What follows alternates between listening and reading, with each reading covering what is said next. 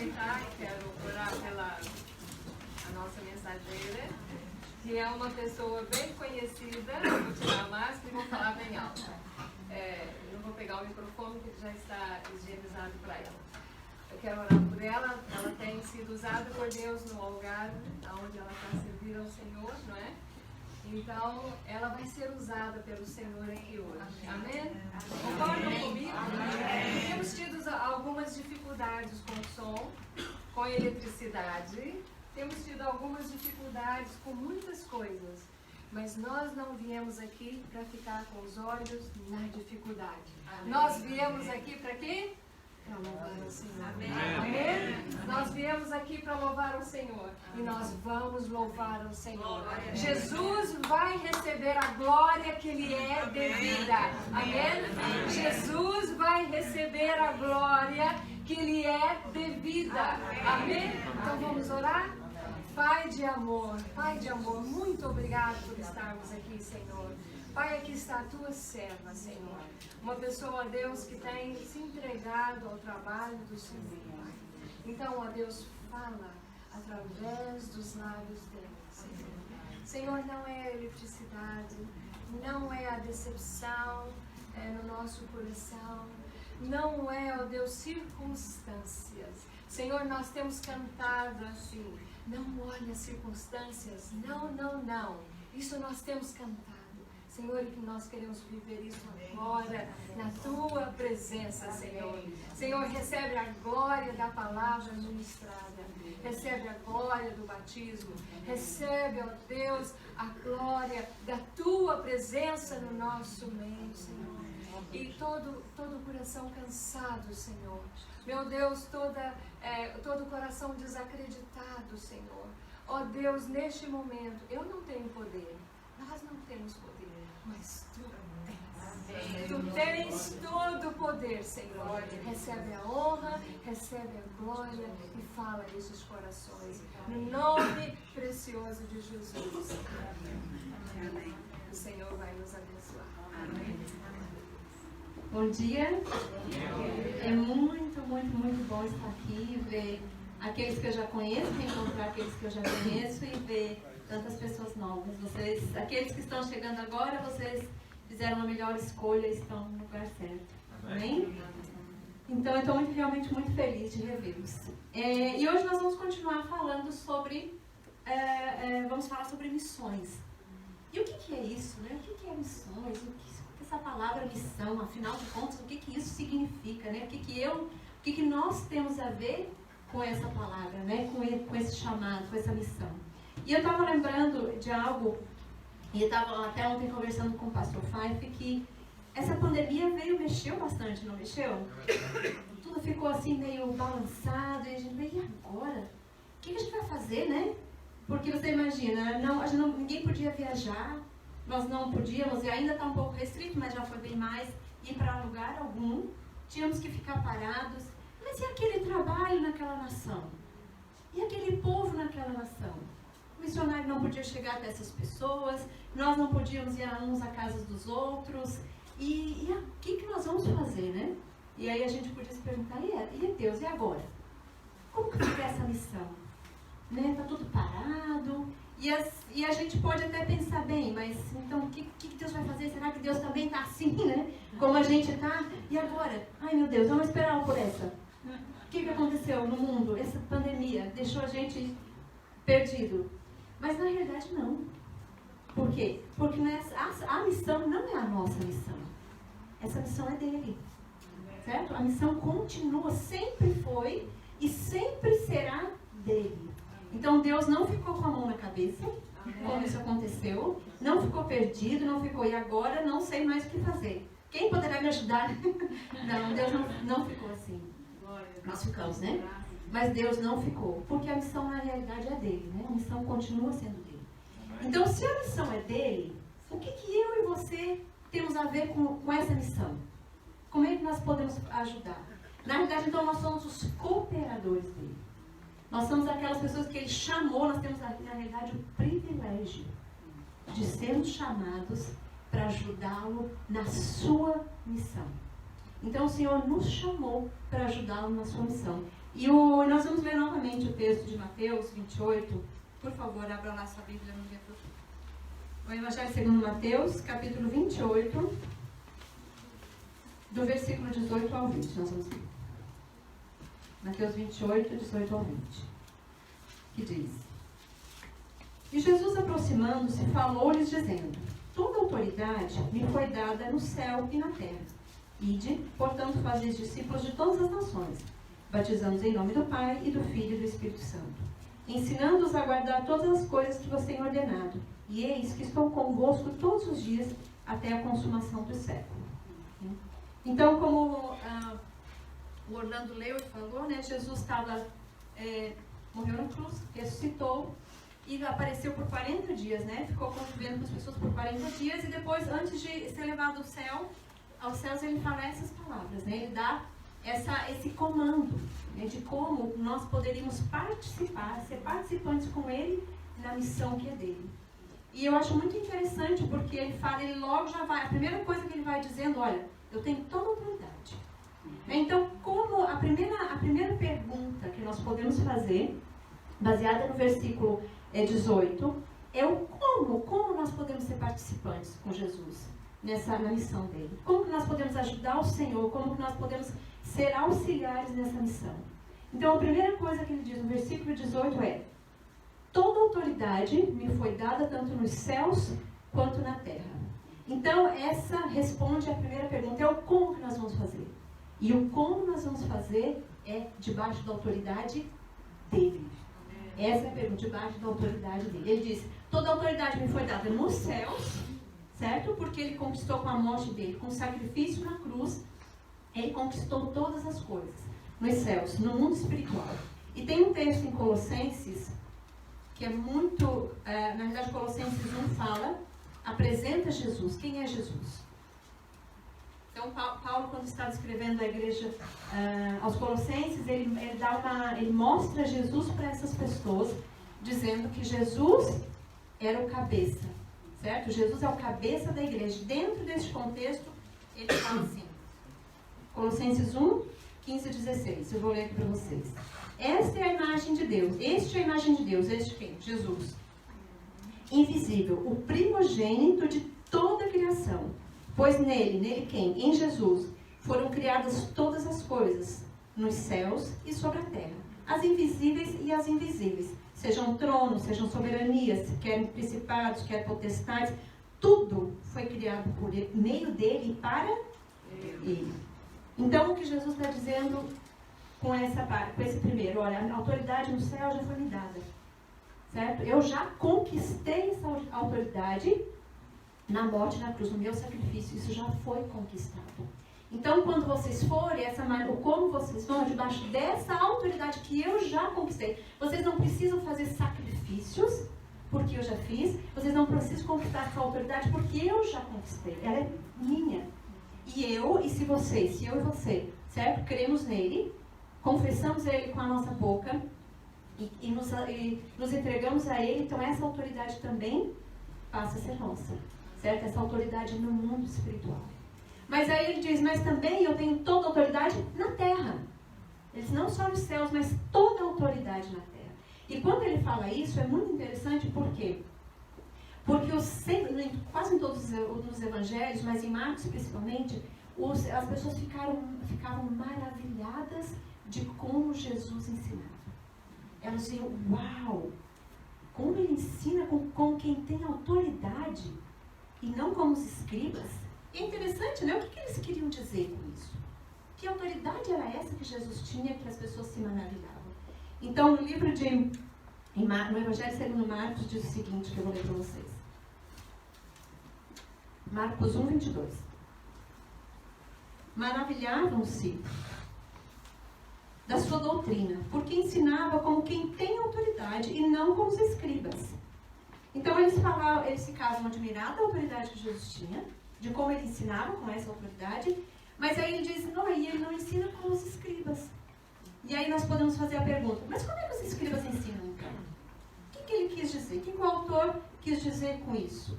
Que comparação que ele faz aqui? E aí a resposta está em Mateus 23, 1 e 2, que diz o seguinte. Jesus falou: na cadeira de Moisés se assentaram os escribas e fariseus. Fazei e guardai, pois, tudo quanto eles vos disserem. Porém, não vos imiteis nas suas obras, porque dizem e não fazem. Aqui está a diferença. Então, a diferença, quando essas pessoas viam Jesus ensinando e diziam que Jesus tinha autoridade e que os fariseus não tinham autoridade, é porque Jesus fazia. Ele não só ensinava, mas ele praticava o que ele dizia. Jesus não só ensinava sobre a oração. Jesus, a gente vê, ele constantemente se retirava para orar. Jesus não ensinava sobre cura, ele curava. Então Jesus não dizia: olha, vocês, para expulsar um demônio, você fala essa palavra, mas essa, pronto, já está. Não, ele fazia. Então essa era a diferença que tinha, dessa autoridade na terra. Então o que isso diz para nós? Que a nossa palavra, que o nosso discurso não pode estar dissociado da prática. Se nós falamos e não fazemos, nós nos tornamos igual aos fariseus, hipócritas. Porque aí nós falamos uma coisa, mas não fazemos aquilo. Então é isso que nos ensina. Então Jesus diz: olha, então como? Primeiro, no céu eu já conquistei todas as coisas. E dessa autoridade na terra, façam, sigam o meu exemplo. Não só falem, mas pratiquem.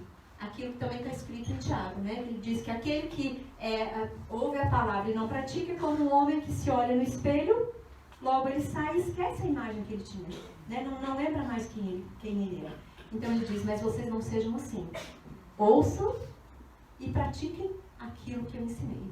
Então Jesus tinha toda essa autoridade, esses dois tipos de autoridade que ele fala aqui, nos céus, que ele já conquistou no mundo espiritual, e essa na terra, quando nós somos exemplos, seguimos o exemplo dele, ouvimos e praticamos, e fazemos, e exercitamos aquilo que ele fala.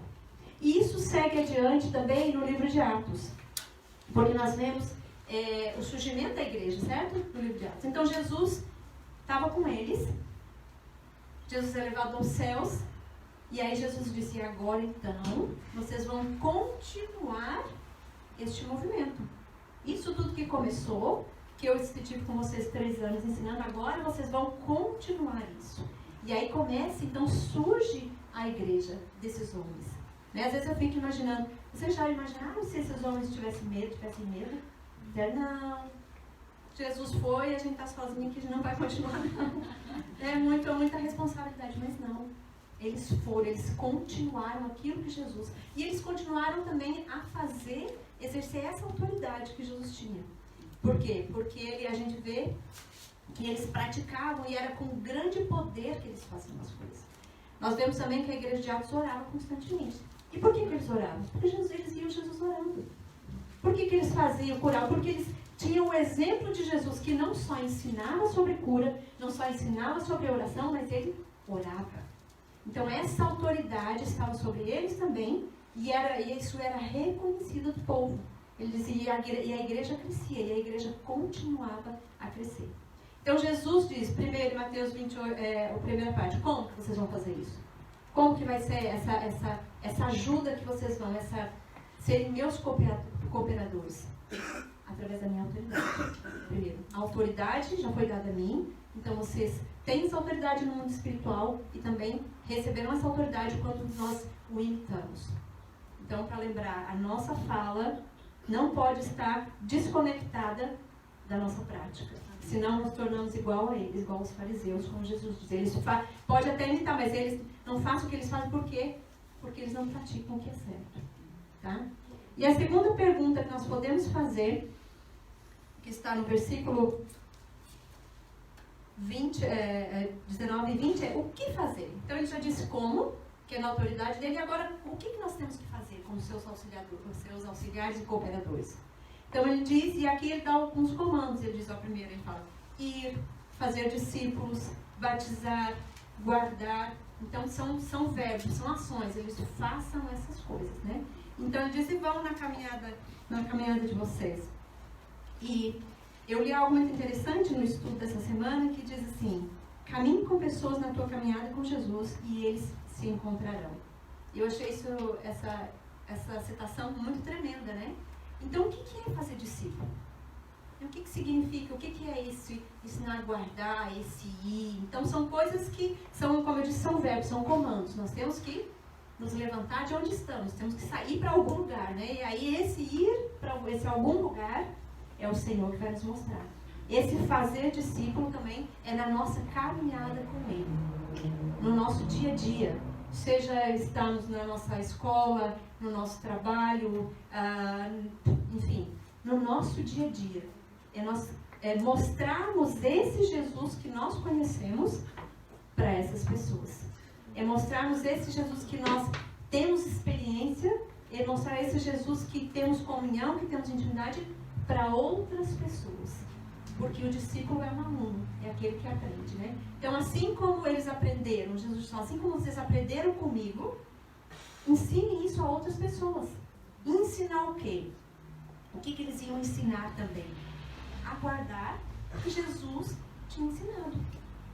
Tudo que ele disse, Jesus disse para eles, tudo que eu ensinei para vocês, agora ensinem para as outras pessoas. Então, é isso que eles tinham que ensinar. Então, já sabemos então como, que é na autoridade deles, já sabemos o que nós devemos fazer como cooperadores, que é fazer discípulos, ensinar pessoas no nosso dia a dia a seguir Jesus, a mostrar esse Jesus, né? a conduzir essas pessoas até Ele, né? Até que eles os dois se encontrem, tenham essa intimidade. Porque esse é o nosso objetivo, certo? Esse é o nosso alvo, né? De apresentar Jesus às pessoas, de fazer esse nosso Jesus famoso, introduzi-lo a essas pessoas, e essa questão do discípulo. E às vezes a gente pode se preocupar, mas eu não sei muito, o que eu sei, não se preocupe com isso. O que nós sabemos é suficiente, porque a vida é uma caminhada. Aquilo que a pessoa não aprendeu comigo, ela vai aprender com outra, ela vai ter outras pessoas na vida dela que vão introduzi-las, que vão caminhá-la. Então, a minha parte, eu fiz. Então, não se preocupe com o que, como você vai, eu não posso falar, eu não tenho isso. Mas aquilo que você tem, você dá. A gente dá aquilo que a gente tem, a gente não dá, só pode dar o que a gente tem, né? Não damos o que não temos. Mas, se a gente retém o que tem, aí a coisa fica mais difícil, né? Então, passe aquilo que você tem. Ensine aquilo que você sabe. Porque o objetivo é essa pessoa encontrar Jesus. E essa pessoa vai na frente, na caminhada dela, ela vai encontrar outras pessoas que vão ensinar o que ela sabe. Isso vai acrescentar aquilo que nós já ensinamos. E assim, ela vai caminhando e vai crescendo em maturidade e conhecendo nós, Senhor. Bom? E uma outra pergunta que nós também podemos responder aqui. Bem, então já sabemos como, o que fazer. E agora, quem? Quem são essas pessoas? Será que é um grupo seleto? Será que, olha, é só brasileiro? É só português? É só... Quem são essas pessoas que nós devemos ajudar o Senhor no trabalho, cooperar com Ele? E Ele diz no versículo 20, desculpa, ensinando a guardar, no 19, e de, portanto, fazer discípulos de todas as nações. Então, o Evangelho nunca foi exclusivo, mas sempre foi inclusivo, de incluir pessoas. Então, sempre foi plano de Deus. Mesmo no Antigo Testamento, mesmo no Velho Testamento, sempre foi plano de Deus todas as nações. Todas as nações. Quando ele chama Abraão, em Gênesis 12, ele diz, em ti serão benditas as famílias judias? Todas as famílias da terra. Em ti serão benditas todas as famílias da terra. Então ele já estava começando, já desde antes, mas ele já estava demonstrando o plano dele em incluir todas as nações para essa missão, para esse resgate, certo? Apocalipse 5:9 diz assim, com teu sangue compraste para Deus os que procedem de toda tribo, língua, povo e nação. E há também algo muito interessante que Jesus faz, que também está no Evangelho de Marcos, no Marcos 11, 15 e 19, que é quando acontece aquela cena de Jesus entrar no templo e ver muitos mercadores, muita gente vendendo, muita coisa. Jesus fica muito tentado, né? Jesus sai derrubando mesa e a gente vê ali um Jesus assim, não tão calminho, né? E aí, nossa, mas por que Jesus ficou tão tão irado dessa maneira, né? Porque eles vendiam mesmo coisas assim no templo. O templo não era só um lugar de reunião, mas era um lugar também de banco, de comércio. Então por que ele ficou tão irritado? Porque provavelmente essas pessoas estavam num lugar que chamava Pátio dos Gentios. E esse Pátio dos Gentios, no templo, ainda existia o templo, que foi remodelado por Herodes, ainda existia esse templo, e era onde um estrangeiro podia chegar mais perto de Deus. Porque para os judeus o templo era onde Deus estava, era a presença de Deus. Então nesse pátio era onde as pessoas podiam chegar mais perto de Deus. E ali, se eles estavam, alguns estudiosos falam que essas pessoas estavam ocupando todo o pátio, outros dizem não, eles estavam só numa parte desse lugar, mas de qualquer maneira eles estavam atrapalhando. Vocês imaginem uma feira. Imagina uma feira. Né? Uma feira não é uma coisa silenciosa, né? Todo mundo gritando, falando. Então era mais ou menos isso que estava acontecendo. Então o que Deus queria que as pessoas fossem aí e de alguma maneira esses estrangeiros, gentios, porque quem não era judeu era gentio, era estrangeiro, se conectassem com ele, orassem a ele, buscassem a ele. Mas toda aquela situação ali estava atrapalhando essa conexão. Então aí Jesus fala assim, olha, a minha casa será chamada casa de oração para todas as nações. E aí ele repreende e vira as mesas e diz, porque as escrituras dizem isso. E que escritura que diz isso? Aí Jesus cita Isaías 56, essa palavra minha casa será chamada casa de oração, está em Isaías 56, 7. E esse trecho de Isaías 56, 7 fala dessa vocação e desse chamado dos gentios, mostrando que Deus sempre planejou. Ele diz, lá em Isaías fala que todo o estrangeiro teria um lugar no templo, teria um lugar, Deus chamaria todos os estrangeiros para a presença dele. Então Jesus, uma das razões é que Jesus fica tão irado por isso. Porque essas pessoas não poderiam chegar mais perto ali, porque outra coisa estava acontecendo ali.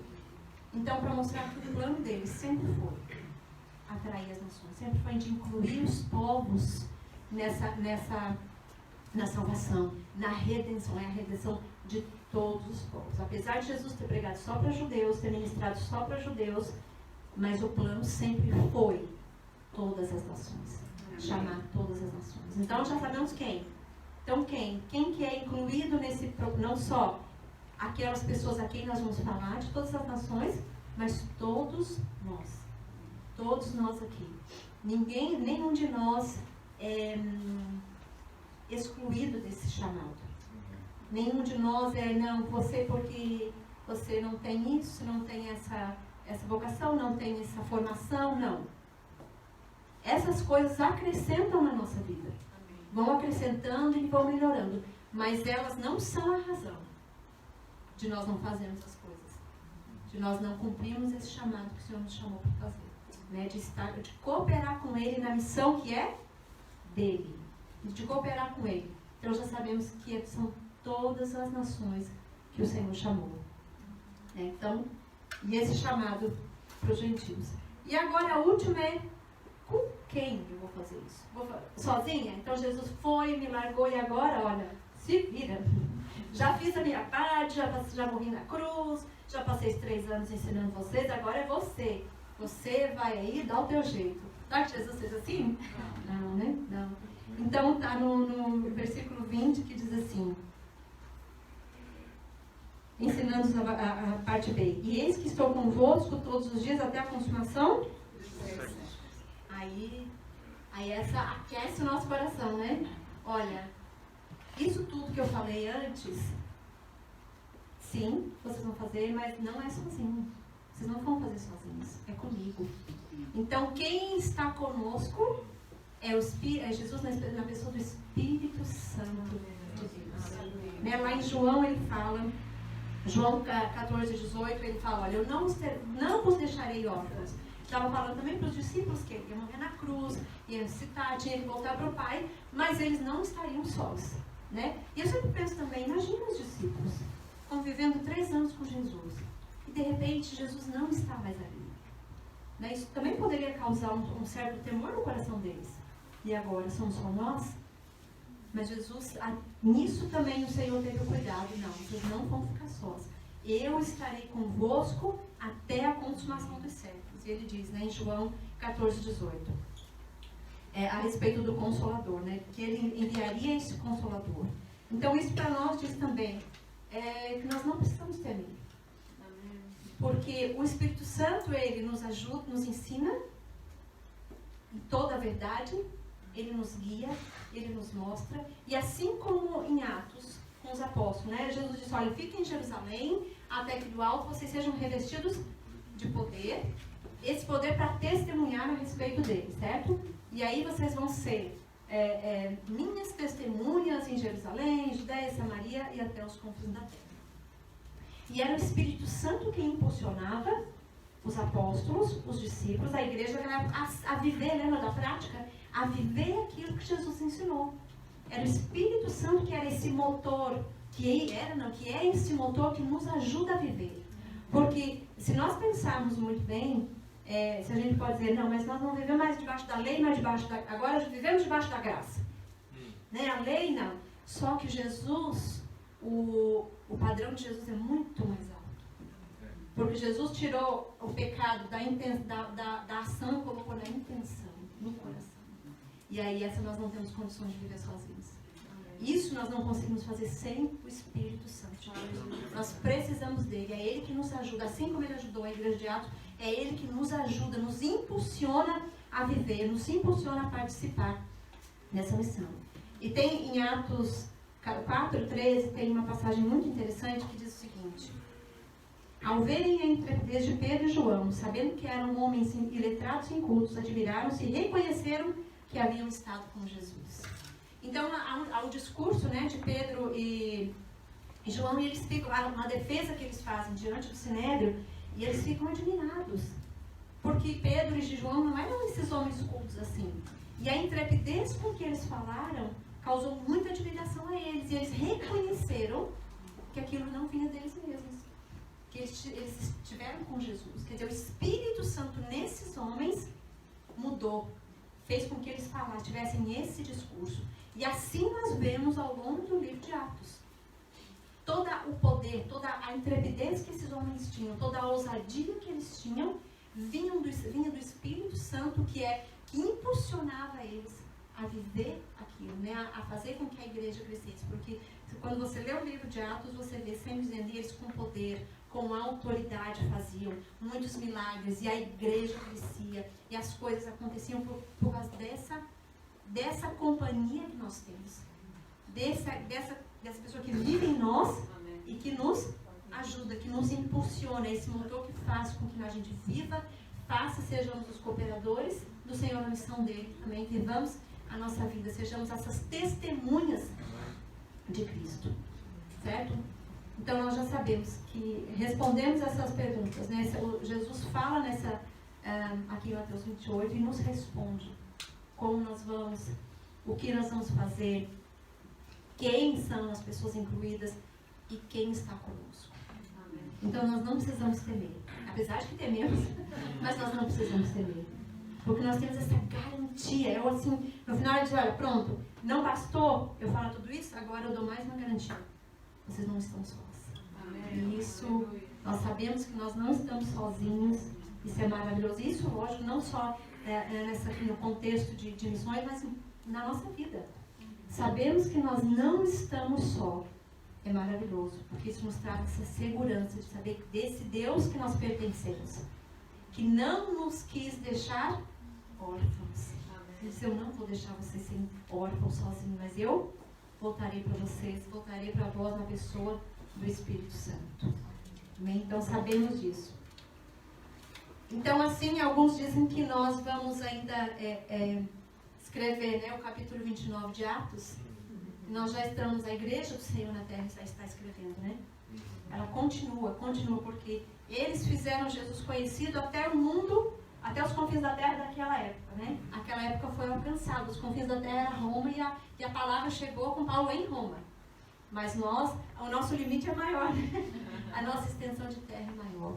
Mas o Senhor está conosco, o Espírito Santo está conosco, e nós vamos alcançar. E tem lugares e para ter noção, às vezes a gente não conhece, não sabe todas as coisas, de como a missão é de Deus e não é nossa. Há pessoas que nós imaginamos, não, aquele povo lá nunca. Mas Deus já está lá. Já tem um plano para essas pessoas. O que nós temos que, a nossa parte, fazer é obedecer. Certo? Então, não tenham medo de ir e de obedecer e de fazer aquilo que o Senhor tem te chamado para fazer. E tem algo também muito interessante no livro de Atos. É quando Gamaliel, Pedro, acho que é Pedro e João, vão diante do Sinédrio e novamente eles questionam, porque eles estavam sempre perseguindo, tentando, né? Parar e eles disseram, olha, agora deu, foram presos, você não fale mais no nome desse Jesus, certo? Não fale mais no nome desse Jesus, porque se falar vai ser preso. E aí eles ficaram muito, muito bravos, aí eles disseram, não, nós vamos falar sim no nome de Jesus, por quê? Então importa que a gente obedeça a vocês e não a Deus? E aí que os fariseus ficaram mais bravos ainda, ficaram muito irritados. E aí eles ficaram, e aí um homem chamado Gamaliel, que era um fariseu, ele se levanta, tira o Pedro e João da sala, né? Como se nós estivéssemos aqui, ó, sai, que eu quero falar com vocês. E ele diz, olha assim, é o seguinte, antes apareceu um homem chamado Teudas, né? Que era, na época de Jesus, apareceram muitos falsos messias, homens dizendo que eram messias, e ele cita esses homens. Um que era Teudas e outro que era Judas, e levaram muita gente com eles, mas não deu em nada. Pronto, eles não fizeram nada, não causaram nenhum dano. Se esses homens que vocês querem, cuidado com o que vocês vão fazer com eles, porque se esses homens que vocês estão falando forem iguais a eles, esse movimento aí de cristãos não vai dar em nada. Agora, se não forem, cuidado para que vocês não sejam achados lutando contra Deus. Então, deu um conselho sábio, né? E na realidade o movimento, lembra que eu falei, porque a missão não era dos apóstolos, não era algo deles, mas a missão era de Deus. A igreja continuou crescendo e continuando crescendo, e cá estamos nós. Fruto desse trabalho, fruto dessa maravilha. Né? Então, tem essa palavra hoje para que o teu coração seja ainda mais, o nosso coração seja ainda mais aquecido. Amém? Amém. Muito obrigada pela vossa atenção. Deus abençoe. Obrigada.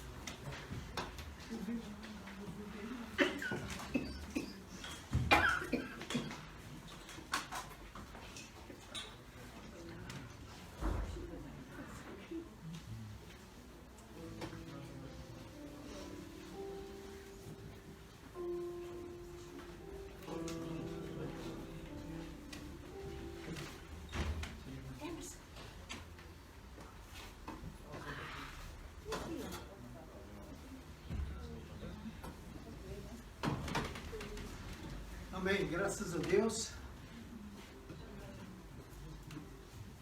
Alô? Amém, graças a Deus. O Senhor é bom, maravilhoso. O Senhor é tremendo. Aproximando-se Jesus, falou-lhes, dizendo: toda a autoridade me é dada nos céus e na terra. Amém. E o Filipenses diz que ele foi exaltado acima de todo nome, para que ao nome de Jesus se dobre todo joelho e toda língua confesse que Ele é Senhor, para a glória de Deus Pai. Amém? Amém. Ele é o Salvador. Talvez alguém perdeu as pernas, mas naquele dia Deus vai até dar uma perna para você ter o joelho para dobrar. Amém. Talvez o mudo, Deus vai dar uma língua, porque todos terão que confessá-lo, em nome de Jesus. Amém? Nós vamos cantar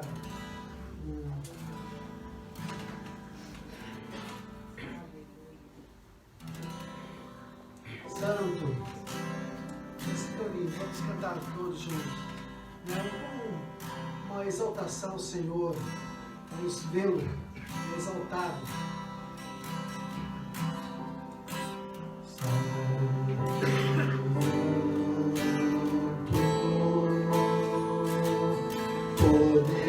Poderoso Deus eterno,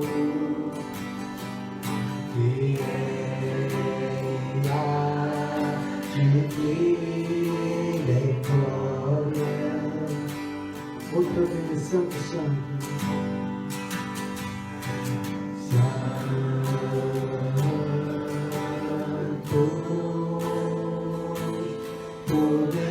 Poderoso Deus eterno,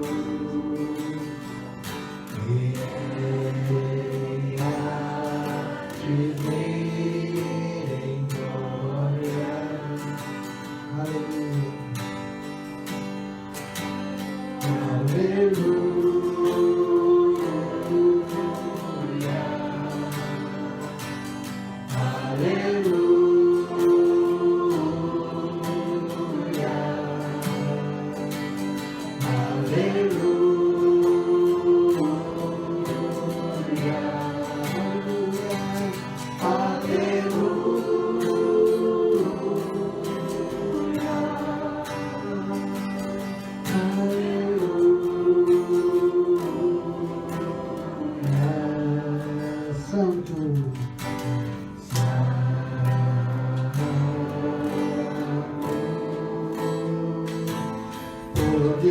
Poderoso Deus eterno, que reina de vida em glória. Santo,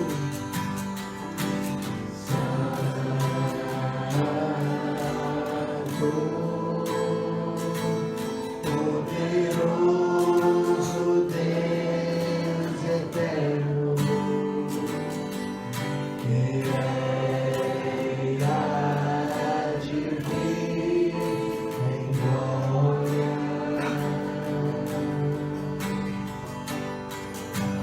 Aleluia.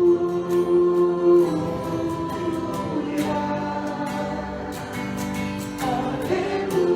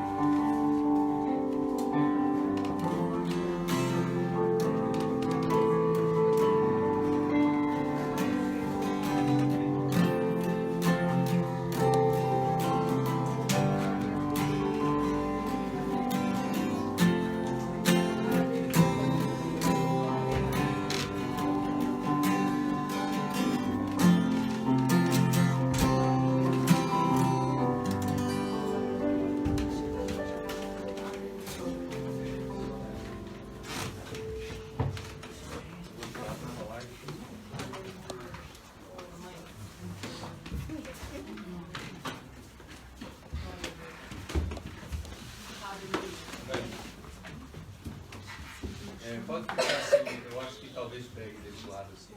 Tá bom assim. Pronto, nós vamos obedecer a Cristo nas águas do batismo. Acho que muitas pessoas aqui oraram pela Bruna, né? A Dernane nas reuniões de oração e também nas oportunidades dos grupos. Olha, tem estado a encontrar com a Bruna pelo Zoom, ela vive em Tomar, né? Orem pela preparação dela. Então, é uma alegria hoje estarmos com a família dela para o seu batismo. Poderiam estar aqui os seus pais a fazer o batismo, poderiam estar aqui o Peterson, a Tatiana, que são aqueles que convidaram o Júlio e a Manu para fazerem parte da nossa igreja. Então poderiam ser outras pessoas, mas por uma série de circunstâncias estamos nós. E estamos muito felizes por esse privilégio de poder obedecer a Cristo e realizar o batismo da Bruna. Bruna, me ajuda lá. Bruna Elisa Neves dos Santos. Bruna Elisa Neves dos Santos. Eu decorei antes de vir para cá, mas não sei se é água fria, mas Bruna Elisa Neves já ficou quente, já está quentinha. Deixa eu só fazer uma leitura rápida aqui em Atos capítulo 10. Uma leitura muito interessante. Um homem chamado Cornélio. O nome da Bruna não é Cornélia, né? Ela é Bruna. Mas um homem, Cornélio, a Bruna me fez lembrar um pouco o Cornélio. Começando aqui no versículo 1 de Atos 10, nós vemos assim: morava em Cesareia um homem de nome Cornélio, centurião da corte chamada italiana, piedoso, temente a Deus, com toda a sua casa, fazia muitas esmolas ao povo e de contínuo orava a Deus. Esse homem observou claramente durante uma visão, cerca da hora 9 do dia, um anjo de Deus que se aproximou dele e disse: Cornélio. Este, fixando nele os seus olhos e possuído de temor, perguntou: o que é, Senhor? E o anjo lhe disse: as tuas orações e as tuas esmolas subiram para a memória diante de Deus. Quem lê só até aqui, né, pensaria: esse Cornélio está com Deus, está tudo, não é? Não há mais nada, está perfeito, não é? Quem dera toda a gente fosse como Cornélio. E de facto era um bom homem, temente a Deus, piedoso, só coisas boas nós lemos sobre ele. Mas depois tem que ler em casa o resto, porque é longo, Atos 10, tá bem? Mas eu vou saltar aqui ao versículo 38.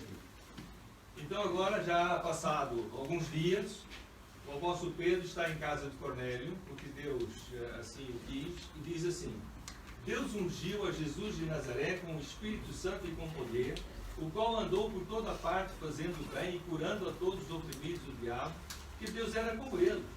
E nós somos testemunhas de tudo que ele fez na terra dos judeus e em Jerusalém, ao qual também tiraram a vida, pendurando no madeiro. A este ressuscitou Deus no terceiro dia e concedeu que fosse manifesto a nós que comemos e bebemos com ele, depois que ressurgiu entre os mortos. Então ele pregou o Evangelho a Cornélio. E nós lemos no final de Atos 10, versículos 47 e 48. Pedro diz assim: porventura podemos, alguém pode recusar a água para que não sejam batizados estes que, assim como nós, receberam o Espírito Santo? E ordenou que fossem batizados em nome de Jesus Cristo. Então lhe pediram que permanecesse com eles por alguns dias. Cornélio realmente era um homem piedoso, temente a Deus, fazia esmolas, fazia o bem, orava, mas faltava-lhe conhecer Jesus como Senhor e Salvador da sua vida. Jesus, morto e ressurreto ao terceiro dia. E então, quando ele conheceu Jesus, e o Espírito Santo se manifestou naquele lugar, Pedro diz: olha, não há mais nada a fazer neste momento que ajudar o Cornélio, neste caso hoje a Bruna, também a Cláudia, a se identificarem com Jesus, com a sua morte e com a sua ressurreição nas águas do batismo. Então isto é como um sepultamento, não é? Simboliza algo que está a acontecer na vida da Bruna, na vida da Cláudia. É algo que está a acontecer de deixar morrer o velho homem, a velha humanidade, os padrões, os costumes, as manias, né? Aquelas coisas que nós temos. E mesmo no caso da Bruna, que é uma Cornéliazinha assim, tão boazinha, né? Pelo menos parece. Os pais estão aqui, não sei se vão querer dizer que nem sempre é assim, né? Mas, mesmo no caso da Bruna, é preciso entender que nós precisamos deixar aquilo que ainda não está conforme. Entregar a nossa vida a Jesus. Amém? Arrependermos dos nossos pecados, da nossa indiferença, da nossa rejeição a Deus, nos voltarmos para Ele, recebermos Cristo na nossa vida, nos identificarmos com a sua morte, nas águas do batismo, o sepultamento e ressurreição, para vivermos em novidade. Não é uma vida perfeita daqui em diante, tem lutas e tudo, mas com a ajuda de Deus, com o Espírito Santo habitar em nós, com a família de Deus, é que nós vamos continuar a seguir a Jesus. Amém? Então vamos ver se agora, se desta vez vai ser Bruna, Elisa, Neves dos Santos. E Bruna com 2 N's. Agora chega só aqui mais para frente. Conecta os braços. Junta as mãos assim, por favor. Bruna, tu crês que Jesus Cristo é o Filho de Deus vivo? Sim. Tem que falar alto para você. Sim. Tu estás arrependida das vezes em que não andaste bem como Jesus gostaria? Sim. E por quanto tempo a Bruna pretende seguir a Jesus, Bruna? Para sempre. Glória a Deus. Bruna Elisa Neves dos Santos, porque tu tens crido e tens se arrependido dos teus pecados. Nós hoje te batizamos perante essas testemunhas. Em nome do Pai, do Filho e do Espírito Santo. Amém.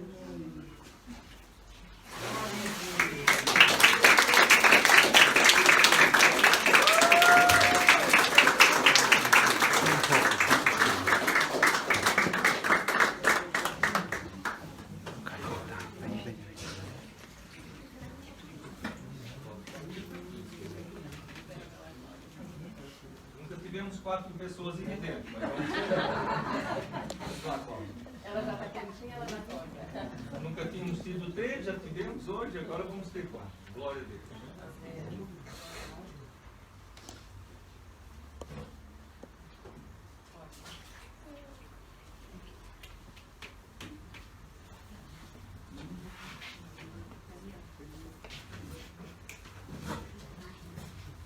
Cláudia Cristina de Vasconcelos.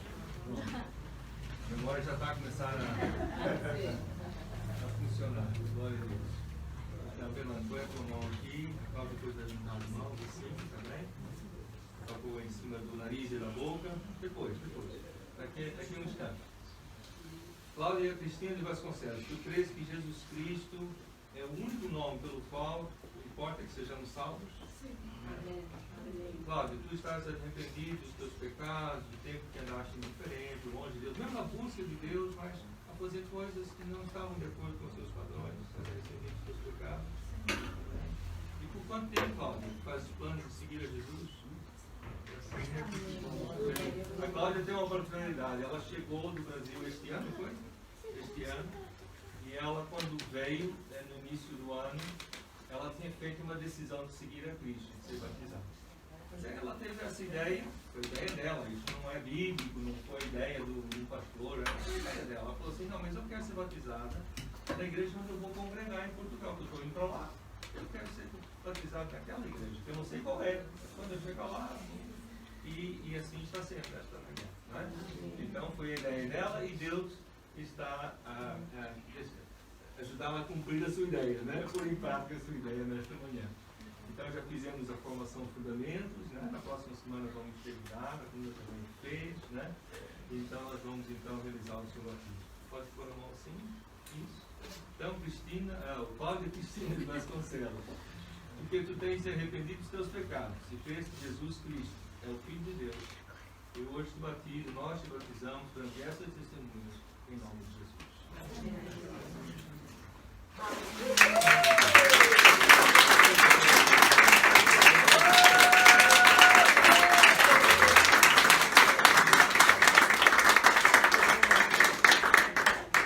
Então, Pedro, vamos despedir, não é?